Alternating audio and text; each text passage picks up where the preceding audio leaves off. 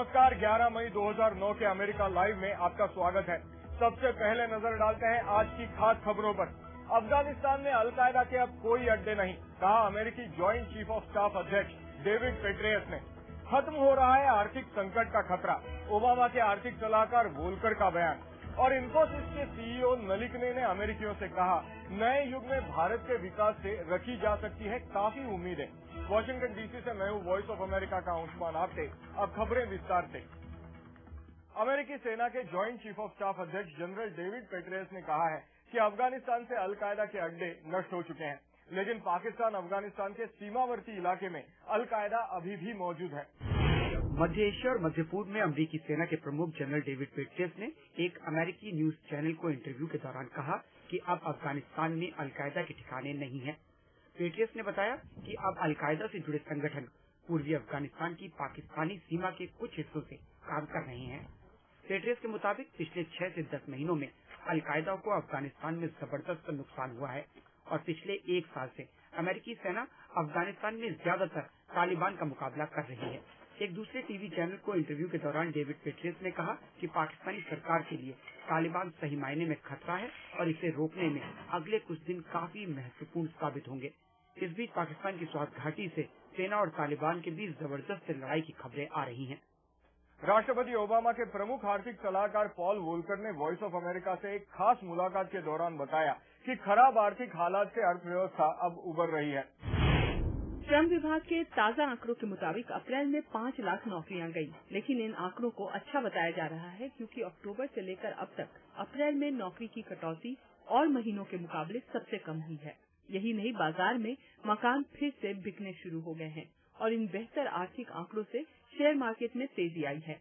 Obama सरकार के आर्थिक सलाहकार पॉल वॉल्कर ने वॉइस ऑफ अमेरिका से इंटरव्यू के दौरान कहा कि ओबामा सरकार ने मंदी पर काबू पाने के लिए जो कदम उठाए हैं उनका असर दिखाई दे रहा है।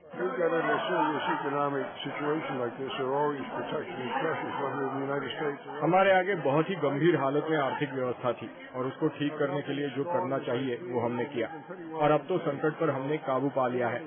सरकार ने अर्थव्यवस्था को मंदी से बचाने के लिए जो किया उसके अलावा कोई और चारा भी नहीं था। वॉइस ऑफ अमेरिका से बात करते हुए वोल्कर ने कहा कि भारत और अमेरिका के संबंध अब और बेहतर होंगे। भारत और अमेरिका के संबंध कई दशक तक बहुत खराब रहे, लेकिन अब अमेरिका को लगता है कि भारत बहुत बदल गया है और अब भारत और अमेरिका एक दूसरे के बारे में आश्वस्त है। जहां तक वित्तीय संस्थानों की बात है, नए आंकड़े बताते हैं कि अमेरिकी बैंकों में ओबामा सरकार के हस्तक्षेप के बावजूद स्थिति में पूरी तरह बदलाव लाने के लिए $75 अरब चाहिए। विदुषी सिन्हा, वॉइस ऑफ अमेरिका। आने वाले समय में भारत की प्रगति से काफी उम्मीदें लगाई जा सकती हैं। ये भरोसा जताया भारतीय सॉफ्टवेयर जायंट नंदन नीलेकनी ने, जो अमेरिका में एक आर्थिक संगोष्ठी में अर्थशास्त्रियों और पत्रकारों को संबोधित कर रहे थे। इन्फोसिस के सह संस्थापक नंदन नीलेकनी इस समय कई कारणों से चर्चा में हैं। भारत की असीमित संभावनाओं से भरी किताब इमेजिनिंग इंडिया को लोग पसंद कर रहे हैं और टाइम पत्रिका ने खुद नीलेकनी को दुनिया के 100 प्रभावशाली लोगों में शामिल किया है। ये बातें मुझे महसूस कराती हैं कि मैं कितना किस्मत वाला हूँ और मुझे ज्यादा चीजें करनी चाहिए बदलाव लाने के लिए।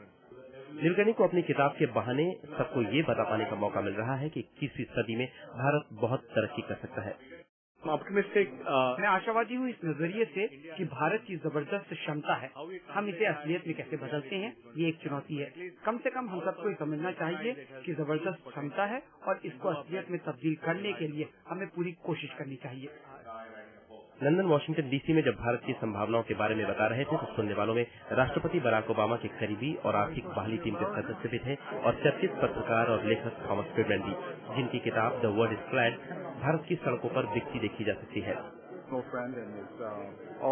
वो मेरे लिए हमेशा बौद्धिक प्रेरणा के स्रोत रहे। फ्रीडमैन ये भी कहते हैं कि नीलेकनी की भारतीय अर्थव्यवस्था की समझ पूरी दुनिया में आशा पैदा करती है। वो भारत को लेकर आशावादी है और नंदन के आशावादी रवैये ने मुझ पर भी असर किया है। Amit Srivastava, Voice of America, Washington DC.